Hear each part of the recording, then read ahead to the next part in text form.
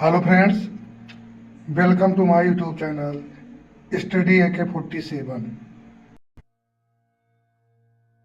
नमस्कार दोस्तों।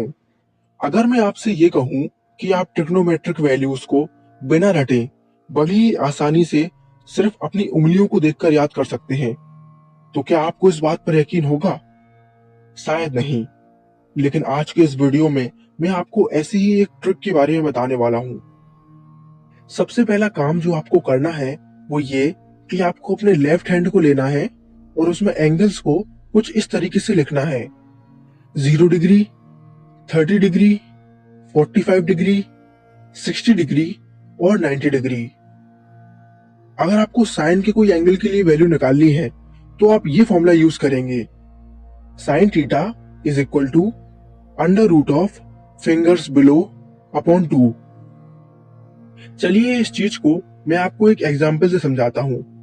मान लीजिए हमें साइन 0 डिग्री की वैल्यू निकालनी है, तो इसके लिए सबसे पहले हमें ये देखना है कि 0 डिग्री के नीचे हमें कितनी उंगलियां नजर आ रही हैं। ये रहा 0 डिग्री और इसके नीचे हमें एक भी उंगलियां नजर नहीं आ रही। इसीलिए हम लिखेंगे under root of 0 divide by 2, जो कि आएगा 0। यानी साइन 0 डिग्री की वैल्यू 0 होती है। चलिए एक और एग्जांपल ले लेते हैं। मान लीजिए हमें साइन 60 डिग्री की वैल्यू निकालनी है, तो हमने देखा कि 60 डिग्री के नीचे हमें 3 उंगलियां नजर आ रही हैं। इसीलिए हम लिखेंगे under root of 3 divide by 2, और यही होती है साइन 60 डिग्री की वैल्यू। तो आपने देखा कि कितनी आसानी से सिर्फ अपनी उंगलियों को देखकर हम साइन थीटा की वैल्यू निकाल सकते हैं। अब बात करते हैं कॉस थीटा की। कॉस थीटा की वैल्यू निकालने का फॉर्मूला है under root of fingers above divide by 2। यानी साफ है, कॉस थीटा की वैल्यू निकालते समय हमें यह देखना है कि हमारे एंगल के ऊपर कितनी उंगलियां हैं। फॉर एग्जाम्पल हमें कॉस 30 डिग्री की वैल्यू निकालनी है, तो हमने देखा कि 30 डिग्री के ऊपर हमें 3 उंगलियां नजर आ रही हैं। इसीलिए हम लिखेंगे under root of 3 divide by 2, और यही होती है कॉस 30 डिग्री की वैल्यू। चलिए एक और एग्जांपल ले लेते हैं। मान लीजिए हमें कॉस 90 डिग्री की वैल्यू निकालनी है, तो हमने देखा कि 90 डिग्री के ऊपर एक भी उंगली नहीं है। इसीलिए हम लिखेंगे under root of 0 divide by 2, जो कि होगा 0।